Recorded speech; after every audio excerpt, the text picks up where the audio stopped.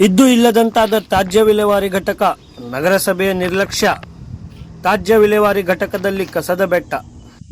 ನಗರದ ಹೊರವಲಯದಲ್ಲಿರುವ ಸಕಲ್ಗಾ ಗ್ರಾಮದಲ್ಲಿ ತ್ಯಾಜ್ಯ ವಿಲೇವಾರಿ ಘಟಕದಲ್ಲಿ ಕಳೆದ ಹಲವಾರು ತಿಂಗಳಿನಿಂದ ಕಸದ ರಾಶಿ ವೈಜ್ಞಾನಿಕವಾಗಿ ವಿಲೇವಾರಿಯಾಗದೆ ಗುಡ್ಡವಾಗಿ ಬಿದ್ದಿರುವುದು ಸ್ಥಳೀಯರಲ್ಲಿ ತೀವ್ರ ಆತಂಕ ಮತ್ತು ಆಕ್ರೋಶಕ್ಕೆ ಕಾರಣವಾಗಿದೆ.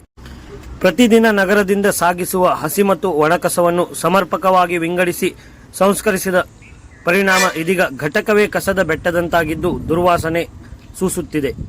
ಕಳೆದ ಹಲವಾರು ತಿಂಗಳಿಂದ ಕಸದ ವಿಂಗಡಣೆ ಮತ್ತು ಸಂಸ್ಕರಣಾ ಪ್ರಕ್ರಿಯೆ ಸರಿಯಾಗಿ ನಡೆಯದೆ ಕಸದ ಗುಡ್ಡಗಳು ಎತ್ತರವಾಗಿ ಕಟ್ಟುಬಿದ್ದಿವೆ.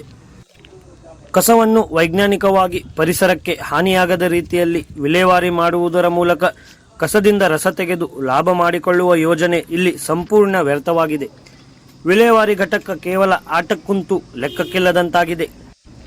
ತ್ಯಾಜ್ಯ ಸಂಸ್ಕರಣೆಗೆ ಬಳಸುವ ಯಂತ್ರೋಪಕರಣಗಳಲ್ಲಿ ತಾಂತ್ರಿಕ ದೋಷ ಉಂಟಾಗಿ ಕೆಲವು ಯಂತ್ರಗಳು ನಿಂತಿರುವುದರಿಂದ ಕಸ ವಿಂಗಡಣೆಯಾಗುತ್ತಿಲ್ಲವೆಂದು ಮಾತುಗಳು ಕೇಳಿಬರುತ್ತಿವೆ.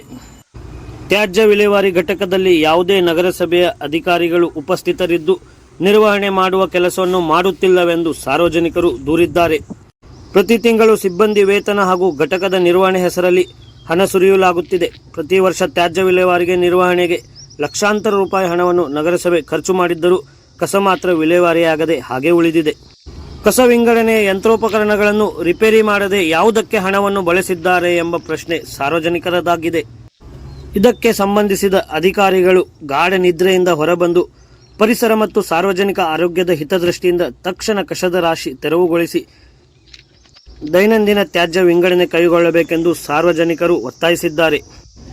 ಈ ವಿಷಯದ ಬಗ್ಗೆ ನಗರಸಭೆಯ ಕನ್ಸಲ್ಟಿಂಗ್ ಪರಿಸರ ಅಭಿಯಂತರಾದ ಶುಭಂ ರಾಯ್ಕರ್ ಅವರಿಗೆ ವಿಚಾರಿಸಿದಾಗ ಘಟಕದಲ್ಲಿನ ಯಂತ್ರೋಪಕರಣಗಳಲ್ಲಿ ಸಣ್ಣ ತಾಂತ್ರಿಕ ದೋಷ ಉಂಟಾಗಿದ್ದು ದುರಸ್ತಿ ಕಾರ್ಯ ನಡೆಯುತ್ತಿದ್ದ ಕಾರಣ ಕಸ ವಿಲೇವಾರಿ ಮಾಡಲು ಸಾಧ್ಯವಾಗಿಲ್ಲವೆಂದು ಹೇಳಿಕೆ ನೀಡಿದ್ದಾರೆ. ಕಳೆದ ಹಲವಾರು ತಿಂಗಳಿಂದ ದುರಸ್ತಿ ಕಾರ್ಯ ನಡೆಯುತ್ತಿದ್ದರೂ ಆ ಯಂತ್ರವು ರಿಪೇರಿಯಾಗದೇ ಇರುವುದು ಆಶ್ಚರ್ಯದ ಸಂಗತಿಯಾಗಿದೆ.